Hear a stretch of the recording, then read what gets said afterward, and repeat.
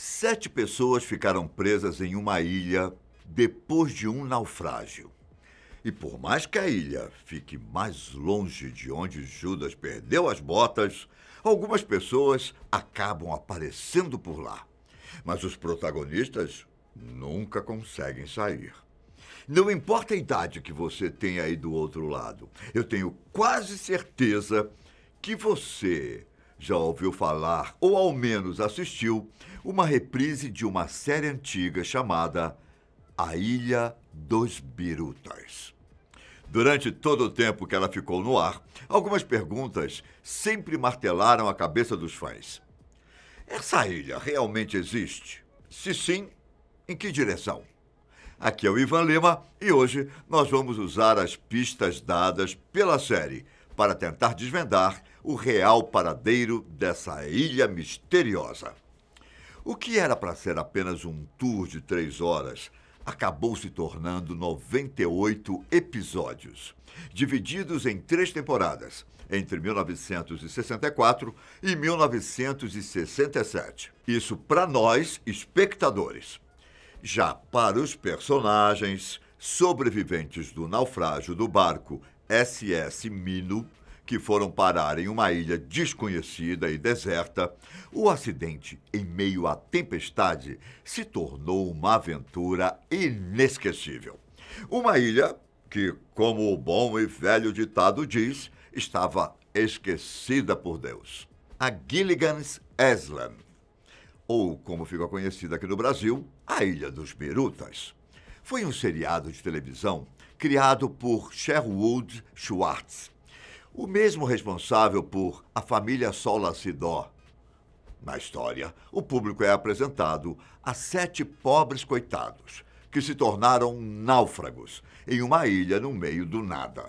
E ao contrário do que a gente já assistiu em O Náufrago, esse lugar até dá vontade de conhecer. A história acompanha Mary Ann, a estrela de cinema, o casal milionário, o cientista, conhecido como o professor, o capitão do navio e, por fim, seu primeiro imediato desastrado, mas muito querido, Gilligan's. Querido por conta do seu grande coração, mas desastrado porque ele sempre se metia em algum problema. E uma coisa curiosa na Ilha dos Birutas é que vários convidados especiais acabavam aparecendo na série, chegando de alguma forma na ilha esquecida por Deus. E ainda assim, os próprios náufragos não conseguiam sair da ilha. Afinal, onde raios eles estavam? Era realmente muito longe da civilização? Ou talvez fosse perto o suficiente do resto do mundo? Mas eles só não tinham ideia, é isso? O passeio era para ser de apenas 3 horas. Então é difícil de imaginar que uma tempestade tenha os afastado muito da costa em curto intervalo de tempo.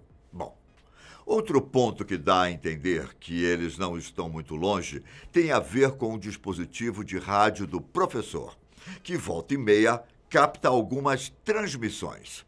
E a resposta pode muito estar junto a esse personagem. Não há dúvidas de que o naufrágio na série seria mais fácil de se investigar caso existissem aparelhos de GPS na época.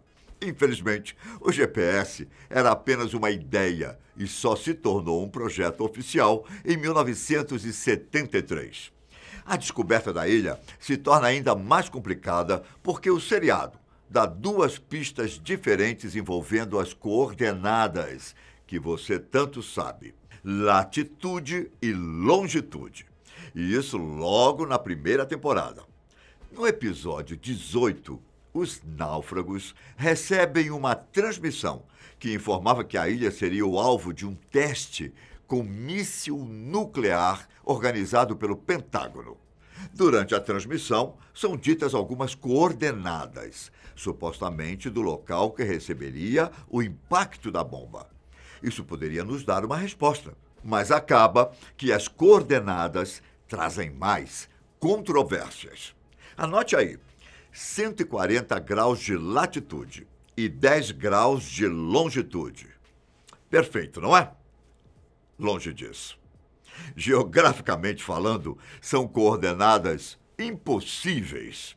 Bom, continuamos sem termos nenhuma posição para as coordenadas, nem de norte, sul, leste ou oeste. Se levarmos em consideração que o pessoal zarpou da cidade de Honolulu, no Havaí, para o noroeste, é possível encontrar os 10 graus ao norte e 140 graus a oeste. Isso por si só já é bem perto do Havaí e bateria com duração da viagem, mas o olhar nas imagens de satélite, por exemplo, nós vamos encontrar apenas água. Água do mar, nada de ilha. Se o Pentágono fosse testar um míssil, por que seria no meio do nada? Mas veja só, 3 episódios depois, um surfista aparece de repente na ilha. Não sei vocês, mas eu nunca vi tanta gente azarada como tem nessa série. Seja como for, o surfista chega ao pedaço de terra no meio do nada. Durante o episódio, os náufragos tentam convencê-lo a voltar para o Havaí e mandar algum resgate para o pessoal da ilha. Só que o cara perde essa vontade depois de conhecer as mulheres do grupo. História vai, história vem, e o surfista finalmente decide deixar a ilha, mas não antes do professor dizer rapidamente para ele, para que se lembre das coordenadas: 10 graus de latitude e 110 graus de longitude. E o que poderia ser uma nova dica da localização da ilha no mundo real, mais uma vez, causou controvérsias, já que o professor não revelou qual direção eles estavam. Há quem diga que se o surfista não tivesse batido a cabeça em uma pedra e sofrido de amnésia, talvez o resgate tivesse chegado. Ao jogar essas coordenadas no GPS, tendo como referência a direção noroeste, o mapa nos leva para ainda mais longe, bem perto do México. Mas agora as coisas começam a esquentar. Ao posicionar os 10 graus ao norte e os 110 graus a oeste, é possível encontrar um ponto interessante no mapa, perto da exata localização. Trata-se de uma pequena ilha solitária que tem lá suas similaridades com a Ilha dos Birutas. Será que foi uma coincidência? Ou os roteiristas realmente encontraram essa localização muito antes do GPS? E parabéns aos fãs, é claro, por terem revirado as pistas de ponta cabeça até encontrarem o lugar.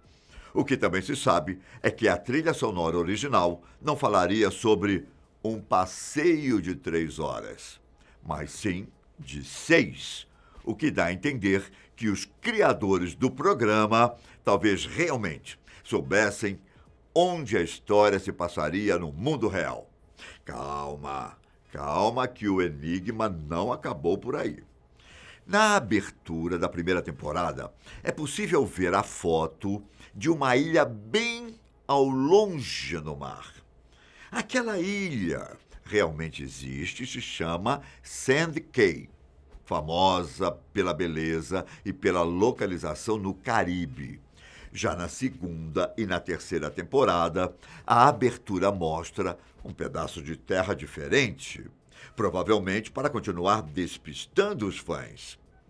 Uma ilha bem maior e que abriga uma instalação de pesquisa marinha da Universidade do Havaí. Em contrapartida, o primeiro episódio da série foi filmado na ilha Kauai, também no Havaí. A produção da série até deu uma olhada em outros lugares, como Los Angeles, mas nenhum deles pareceu ideal e Kauai acabou sendo escolhida. Outros episódios chegaram a combinar cenas por lá com imagens em Zuma Beach, na Califórnia, o que ajudou a criar um cenário único para a série.